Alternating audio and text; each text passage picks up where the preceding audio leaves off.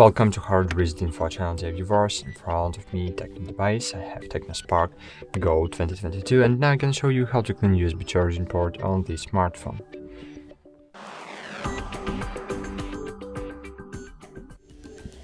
So firstly, you need to take the cover off, then insert one part of the brush to the connector. So as you can see, is an old toothbrush which I no longer use, because toothbrush is the best tool to clean the connector on your device. And great, that's it. Thanks for watching, like this video, subscribe to our channel, and bye. See you.